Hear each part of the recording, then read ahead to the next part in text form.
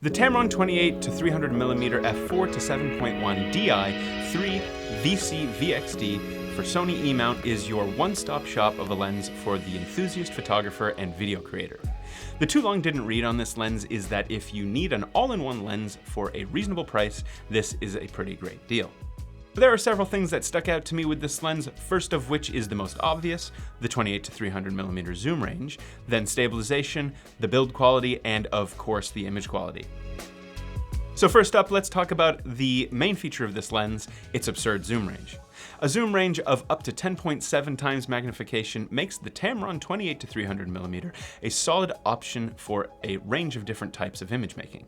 In particular, I'd say that this lens is suited to travel, as you can go from taking photos of the landscape to up-close shots of the wildlife within fractions of a second. I mostly shoot with a 24-70 f2.8, so getting to play with a lens that has that much more range was a really good time. The compression of super telephoto lenses makes the max aperture range of f4 to 7.1 less of an issue for subject separation. So photos of these bees and this spider still have a shallow depth of field even at those higher apertures.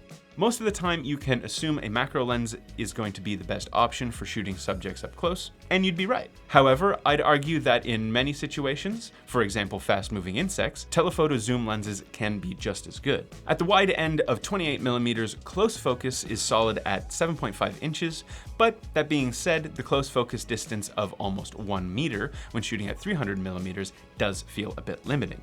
Now I know that's a kind of nitpicky critique for a lens that does 10.7 times zoom, but as I've said many times before, close focus is one of the top features that I look for in a lens. As you can see though, the Tamron 28-300mm is by no means a bad lens for shooting subjects up close.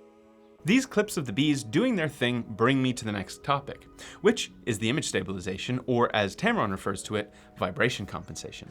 The vibration compensation in the 28-300mm is pretty impressive in my opinion, especially at 300mm. I was expecting it to be very wobbly at the tight end, but I was pleasantly surprised that it held up to my not so steady handheld work. The more modern autofocus system and in-body image stabilization of the FX3 paired with this lens really was where I was like, wow, this is a great combo. I'm really loving the images that I'm making. Believe it or not, there is no post-stabilization on these shots at all right out of camera. Moving on to the build quality now, though a bit plasticky in appearance, Tamron have done a great job with the feel of the grips and the balance of the lens through 28mm all the way up to 300mm. During my time with this lens, we were in a bit of a heat wave and it performed well, though the shiny parts of the lens did get noticeably warmer than the camera. If you're already carrying a bunch of other things around with you, the 28-300mm doesn't add that much weight to what you need to bring with you, which is surprising considering its range. Something cool about Tamron's lenses is that across the board they have the same 67mm front element, so this is really convenient as potentially you only ever have to buy one set of filters. And lastly, the body of this lens has a reprogrammable focus set button and can have performance upgrades installed in the future due to the proprietary software tool Tamron Lens Utility. Now finally onto the image quality. The 28-300mm is best at middle of frame, getting slightly softer in all the edges, and as you stop down, you'll quickly find that the image starts to reduce in quality.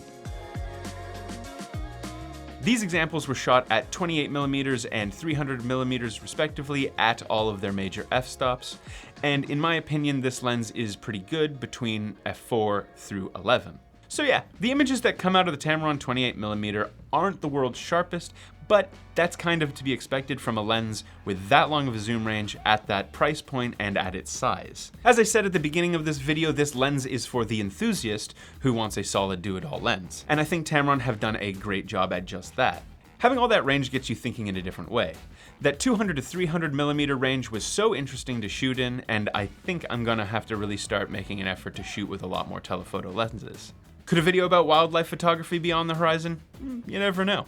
Well, for more information on the Tamron 28-300mm f4 to 7.1 Di III VC VXD, head to Vistek.ca. See you on the next one. Bye.